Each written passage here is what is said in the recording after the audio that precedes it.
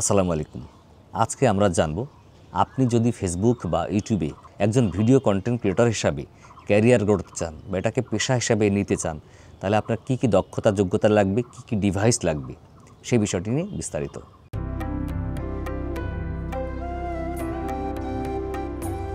এখন কিন্তু অনেকেই ফেসবুক বা ইউটিউবে ভিডিও কন্টেন্ট ক্রিয়েটর হিসাবে নিজের ক্যারিয়ার গড়তে চাচ্ছেন বা নিজের কর্মদক্ষতা প্রেজেন্ট করে এখান থেকে কিছু আর্নিংস করতে পাচ্ছেন, সমাজে, রাষ্ট্রে বা দেশে মানুষের মধ্যে পরিচিতি লাভ করছেন, যেখানে আপনি আপনার দক্ষতাকে প্রেজেন্ট করে একটি অর্থনৈতিকভাবে স্বাবলম্বী হতে পারেন বা আপনার ভালো লাগা তৈরি হতে পারে। তো আমরা প্রথমেই জানবো যে আপনাকে যদি ইউটিউব বা ফেসবুক চ্যানেল খুলতে হয়, তাহলে সেই চ্যানেলের কাজ করতে গিয়ে কী কী ডিভাইস লাগবে। প্রথমত আপনার জন্য লাগবে একটি ক্যামেরা। এই ক্যামেরার ধরন নির্ভর করবে যে আপনি কোন ধরনের কাজ করবেন তার উপরে। যে কাজই করেন আমি বলবো শুরুতে আপনারা বড় কোনো ইনভেস্ট করে বড় কোনো ক্যামেরা কিনবেন না, দামি ক্যামেরা কিনতে যাবেন না। শুরুতে আপনার হাতে থাকা মোবাইলটা, স্মার্টফোনটা দিয়ে ভিডিও শ্যুট করা শুরু করেন, ভিডিও আপলোড করেন, রেসপন্স কেমন পান দেখেন, ধৈর্য আপনার কেমন আছে পরীক্ষা করেন, চেক করেন। তারপরে ধীরে ধীরে ইনভেস্টমেন্ট বাড়ান, ক্যামেরা কেনেন। ফলে শুরুতে আপনি মোবাইল দিয়ে আপনার কাজ শুরু করতে পারেন। তারপর যদি আপনি ইতিমধ্যে সফল মিড লেভেলে আছেন, তখন ক্যামেরা কিনতে হবে। তো ক্যামেরা নির্ভর করবে যে আপনি কোন ধরনের ভিডিও করবেন, কোন ধরনের কাজ করবেন, তার উপরে ক্যামেরা। যেমন আপনি যদি ট্রাভেল ব্লগ করেন, তাহলে আপনার জন্য প্রযোজ্য হচ্ছে অ্যাকশন ক্যামেরা। কারণ অ্যাকশন ক্যামেরা হচ্ছে ট্রাভেল ব্লগারদের জন্য খুব ভালো একটা সাপোর্ট, যেটা স্টেবিলাইজেশন ভালো, যেটা রান অ্যান্ড গান শ্যুট করা যায়, যখন তখন ভিডিও করা যায়। তাছাড়া নিজের ভিডিও নিজে করতে সুবিধা হয় এবং চলতি পথে, ট্রেনে, বাসে, গাড়িতে ভিডিও করার জন্য একটা পারফেক্ট হলো অ্যাকশন ক্যামেরা। ফলে ট্রাভেল ব্লগারদের জন্য আমি বলবো অ্যাকশন ক্যামেরা। আর যদি এমন হয় যে আপনি ইনডোরে কাজ করবেন, আপনার রুমের মধ্যে শুটিং এমন কাজ, তাহলে আপনার জন্য অবশ্যই ভালো হবে একটি ডিএসএলআর ক্যামেরা। আর আপনার কাজের ধরন অনুযায়ী আপনি নির্ধারণ করে নেবেন যে কোন ডিএসএলআর ক্যামেরা আপনার জন্য পারফেক্ট। 2 নম্বরে প্রয়োজন হবে লাইট সেটআপ। যদি আপনি স্টুডিওতে কাজ করেন, ইনডোরে কাজ করেন, রুমের মধ্যে কাজ করেন, তাহলে আপনার কিন্তু রুমটা আলোকিত করতে হবে। আপনার কোনো শেড বা ছায়া যেন না পড়ে, আপনাকে ভালোভাবে দেখা যায়, সফট লাইট হয়, সেই জন্য আপনাকে রুমের লাইট সেটআপ করতে হবে। আর যারা ট্রাভেল ব্লগ করবেন তাদের জন্য কিন্তু লাইট সেটআপের প্রয়োজন নেই, কারণ বাইরে তো আর লাইট লাগে না। বা যদি এমন হয় আমার মতো আপনি সস্তায় সারতে চান, স্টুডিও না থাকে, তাহলে এরকম আমার মতো ছাদে আপনারা কাজ করতে পারেন। তাহলে কিন্তু প্রকৃতির আলোই আপনার লাইট হয়ে যাচ্ছে, আলাদা করে আর আলো বা লাইট সেটআপের প্রয়োজন হবে না। 3 নম্বরে আপনার জন্য প্রয়োজন হবে মাইক্রোফোন।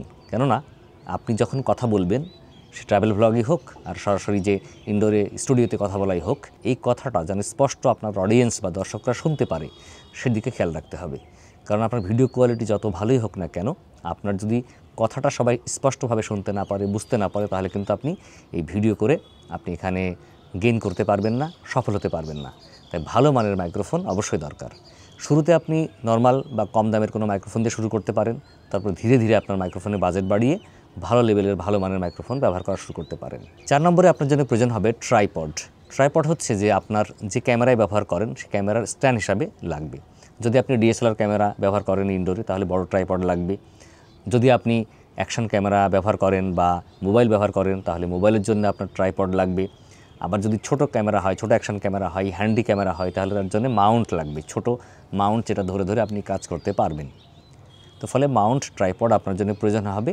এবং একই সাথে যদি এমন হয় যে আপনি মোবাইল দিয়ে ট্রাভেল ব্লগ করবেন বা ডিএসএলআর ক্যামেরা দিয়ে ট্রাভেল ব্লগ করবেন, অ্যাকশন ক্যামেরা নাই, তখন কিন্তু আপনার গিম্বল লাগবে। কারণ গিম্বল না হলে আপনার ভিডিওটা শেকি হবে, কাঁপাকাঁপি হবে। এর ফলে কিন্তু দর্শক এই ভিডিও দেখতে স্বাচ্ছন্দ্য বোধ করবে না, স্মুথ ভিডিও হবে না। এই জন্য আপনার ভিডিওকে স্মুথ করার জন্য শুরুতে মোবাইল গিম্বল ব্যবহার করেও আপনি কাজ করতে পারেন।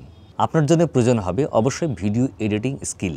আপনি যদি মোবাইল দিয়ে ভিডিও এডিটিং করতে চান, তাহলে মোবাইলের যতগুলো অ্যাপস আছে, ভিডিও এডিটিং অ্যাপস, তার মধ্য থেকে আপনি যে অ্যাপস দিয়ে কাজ করতে ভালোবাসেন, স্বাচ্ছন্দ্য বোধ করেন, সেই অ্যাপসটাতে আপনার দক্ষ হতে হবে।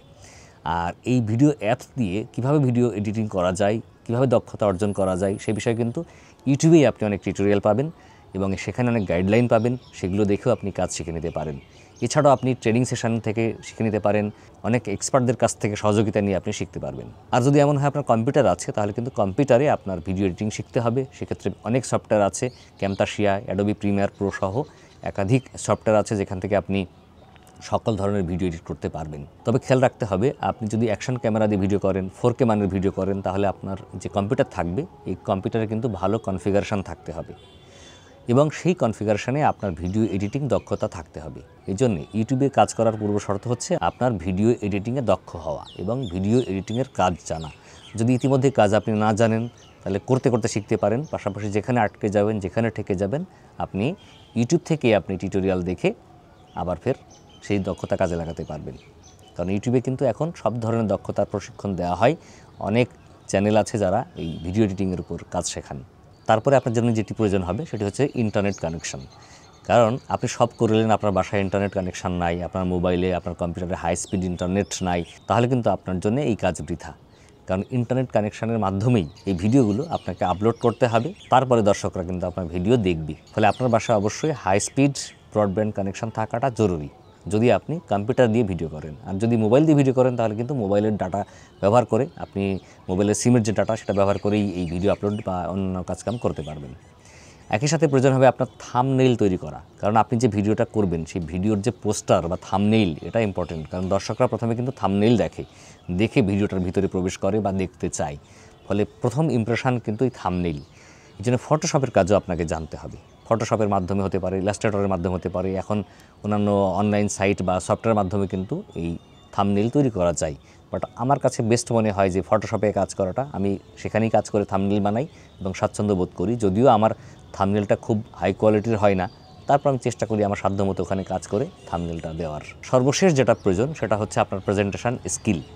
আপনি ট্রাভেল ব্লগ করেন না কেন, রান্নার ব্লগ, ফুড ব্লগ, কিংবা আপনি ইনডোরে কাজকাম করেন, প্রোডাক্ট রিভিউ করেন, কিংবা মানুষকে সচেতন করেন, শিক্ষামূলক কোনো বিষয় নিয়ে কাজ করেন, যে বিষয়ে কাজ করেন না কেন আপনার কিন্তু সুন্দর একটা প্রেজেন্টেশন স্কিল থাকতে হবে। আর আপনার যদি সেই দক্ষতা না থাকে তাহলে আপনার কথা শুনে অন্যরা স্বাচ্ছন্দ্য বোধ করবে না, মজা পাবে না, দেখে মজা পাবে না, আগ্রহ হারাবে তারা। হয়তো প্রথমে ঢুকে যখন আপনার কথা ভালো লাগছে না মনে হবে, তখন তার এখান থেকে বেরিয়ে যাবে। এই জন্য আপনার সব সময় দরকার হচ্ছে যে আপনার কাজের ধরন অনুযায়ী সুন্দর প্রেজেন্টেশন স্কিল এবং কম কথায় মানুষকে বোঝাতে হবে, অল্প কথায় বোঝাতে হবে, বেশি বকবক করা যাবে না, আননেসেসারি কথাবার্তা বলা যাবে না, এবং আপনার ভিডিওর মধ্যে যেন ইনফরমেশান থাকে যেটা পেয়ে মানুষ উপকৃত হয়, এবং ইনফরমেশানগুলো যেন ভ্যালিড হয়। আজে বাজে তথ্য দেওয়া যাবে না। প্রয়োজনে আপনি তথ্যসূত্র দেখিয়ে দিবেন, শেয়ার করবেন, তাহলে আপনার প্রতি ওদের ট্রাস্ট বাড়বে। অন্যথায় কিন্তু আপনি যা বলছেন তার তথ্যসূত্র নিয়ে যদি সন্দেহ থাকে, সেটা যদি ভুল তথ্য হয়, তাহলে কিন্তু দর্শক আপনার দিক থেকে মুখ ফিরিয়ে নিবে। এবং অবশ্যই খেয়াল রাখবেন আপনার প্রেজেন্টেশনটা যেন শুদ্ধ বাংলা ভাষায় হয়। কারণ আপনি শুদ্ধ ভাষায় যখন কথা বলবেন তখন সব এলাকার লোক আপনার ভিডিওকে গ্রহণ করবে। আপনার সব বয়সী, সব শ্রেণী পেশার মানুষ আপনার ভিডিও গ্রহণ করবে। এই জন্য শুদ্ধ ভাষায় সুন্দর প্রেজেন্টেশন স্কিলটা খুবই ইম্পর্ট্যান্ট। আর এছাড়াও যে আঞ্চলিক ভাষায় ভিডিও করে সফল হওয়া যায় না তা কিন্তু না, হচ্ছে সেটা নির্ভর করছে যে সে কোন টপিকস নিয়ে কাজ করছে তার উপরে।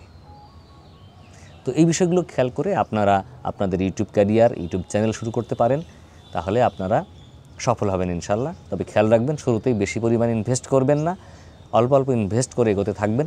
যখন আপনার ইউটিউব থেকে ফিডব্যাক আসা শুরু করবে, টাকা পয়সা পাওয়া শুরু হবে, তখন আপনার ইনভেস্টমেন্টটা বাড়াবেন।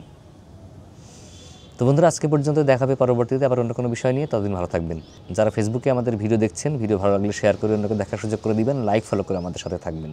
আর ইউটিউবে ভিডিও দেখলে আমাদের চ্যানেলকে সাবস্ক্রাইব করবেন। এছাড়াও আমাদের ফেসবুক পেজ এবং ফেসবুক গ্রুপের লিঙ্ক থাকবে ডেসক্রিপশানে, সেখান থেকে আপনারা আমাদের সাথে যুক্ত হয়ে যেতে পারেন। আপনারা কোন বিষয়ের উপর ভিডিও পেতে চান, কী ধরনের ভিডিও আপনারা দেখতে চান সেটা আমাদের জানান। আমরা চেষ্টা করব সেই ধরনের ভিডিও আপনার জন্য আপলোড করার। আল্লাহ হাফেজ, আসসালামু আলাইকুম।